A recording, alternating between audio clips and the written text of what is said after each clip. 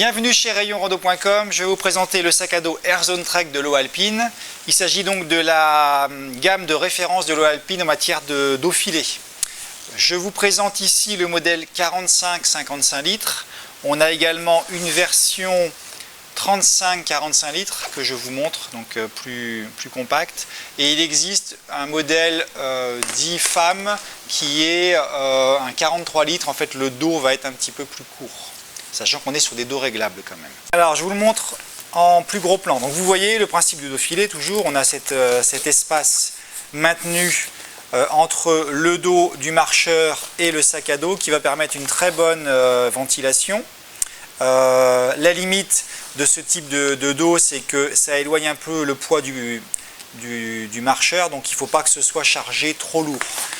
Si vous avez le sentiment que vous portez un sac à dos lourd, il vaut mieux prendre, de mon point de vue, un dos collé.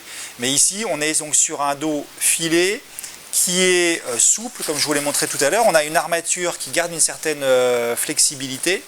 Et puis, on a surtout un système de hanche aussi, de ceinture de hanche, où là, on a un galbe qui est fait, qui fait que le sac va bien prendre appui sur les hanches. Côté garnissage, c'est assez fin, hein. On est là vraiment, tout est axé sur la respirabilité. Donc le matelassage reste, bon, il est significatif, mais il est quand même relativement fin par rapport à d'autres sacs. Vous voyez qu'on est sur des systèmes de mousse ajourée et puis de mèche sur le dessus. Autre caractéristique intéressante, c'est qu'on est sur un dos filet, mais qui a quand même un réglage en hauteur de l'emplacement des bretelles. Donc ça aussi c'est intéressant parce que ça va permettre d'ajuster le dos à la taille du porteur. Donc ça c'était pour les aspects portage. Bon, bien sûr on a sangle de poitrine, ça va de soi. Et puis ensuite on va passer à l'aspect rangement. Donc on a des petites poches de rangement sur les ceintures de hanche, trop petites pour les gros smartphones, hein. C'est plutôt pour mettre des encas, un petit smartphone, le porte-monnaie, etc. Côté latéral, ensuite, on va avoir donc des sangles de compression, de la poche filet élastiquée sur le côté.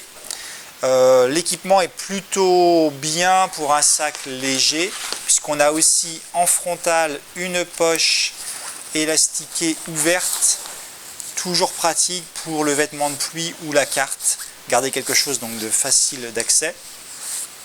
Et puis on va avoir un rabat qui est donc ajustable en hauteur, donc on va pouvoir aller prendre plus haut si jamais on charge plus le sac à dos.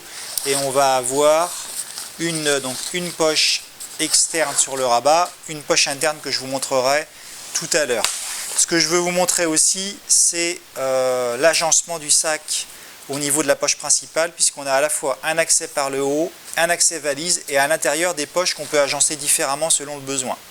Alors je vous montre le rabat. Donc je vous disais, dans le rabat, une poche également interne. Ici on a une sangle de porte-matériel, c'est quand même assez complet en termes d'équipement. La petite rehausse, donc on peut charger le sac plus haut et modifier le rabat pour qu'il vienne bien couvrir le sac. Et puis l'autre élément intéressant, c'est que donc on a un accès valise. Donc la poche principale, il n'y a pas un compartiment bas de sac spécifiquement, enfin il existe, mais je vais vous montrer comment il est agencé. Mais on a surtout un accès valise complet. Donc je peux accéder à mon contenu. Donc là, je vais carrément le vider.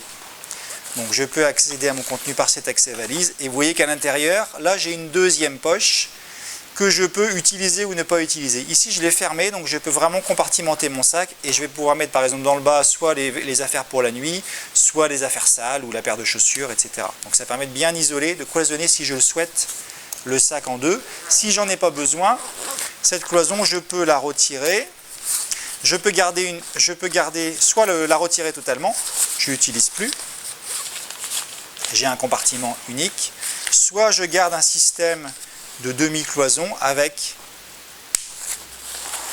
des petites pressions. Donc là du coup je cloisonne, mais c'est pas totalement étanche. Donc il y a vraiment un agencement polyvalent du sac que je trouve assez bien fait. À noter qu'on retrouve une grande poche pour poche à eau à l'intérieur, avec un système d'accroche, donc on peut l'utiliser pour poche à eau ou là aussi pour agencer son sac. On va retrouver également la petite housse de pluie qui va bien. Donc on a vraiment tout l'équipement au niveau de ce sac. Ce qu'il n'y a pas, ce serait des sangles pour fixer une tente par exemple, mais comme je vous le disais, de mon point de vue, sur des sacs à dos filés comme ça, c'est pas fait pour être trop chargé. Donc il vaut mieux charger uniquement l'intérieur du sac. Alors pour moi, l'élément principal de ce sac, c'est qu'on a un système de portage qui est efficace pour un dos filé, que je trouve confortable. On a parfois des dos filés qui sont assez rigides. Là, on a vraiment quelque chose d'intéressant puisqu'on a un dos filet qui apporte de la souplesse tout en ayant une ceinture avec un bon report de charge sur les hanches, ce que je vais vous montrer en gros plan. Donc ça fait vraiment la différence par rapport à d'autres sacs à dos filet, et ce qui nous permet d'avoir un litrage assez généreux qui permet quand même de conserver un bon confort de portage. Alors pour terminer, je vous montre ce que ça donne une fois sur moi, pour que vous voyez le volume également. Donc là, le 45 litres, c'est déjà un beau volume. Et vous voyez, donc on a le bon report de charge sur les hanches, ceinture relativement fine par contre, et plutôt une bonne liberté de mouvement, je trouve, pour un sac à dos filé. On n'est pas gêné par la rigidité du sac. Pour moi, ça c'est très bien pour randonner par temps chaud. Et si on n'est pas trop chargé, par exemple chemin de Saint-Jacques, et puis par contre la limite ce serait d'essayer de trop le charger en autonomie complète avec une tente par exemple, où là moi j'irais plutôt sur un sac à dos collé pour avoir le poids plus près du centre de gravité. Voilà, donc vous retrouvez ces différents modèles sur rayonrando.com.